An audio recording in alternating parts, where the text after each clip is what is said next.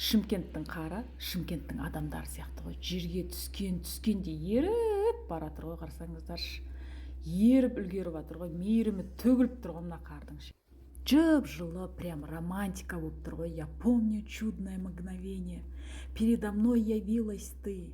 Это было мимолетное видение деп Пушкиннің өзі Шымкенттің қарын арнап өлең арнап кеткен ғой, короче. Енді бүкіл шымкенттіктер Инстаграм, ТикТокқа алғашқы қар құтты болсын, алғашқы қар деп видео енгізеді. Енді таңғалмаңыздар, енді бізде әр кезде жауады, бұл қар еще ертеңге дейін болмай қалады, жоқ болып кетеді. Көріп тұрсыздар, еріп баратыр жауғандай. Сондықтан видео салып қоямыз аккаунтымызға, алғашқы қарымыз деп.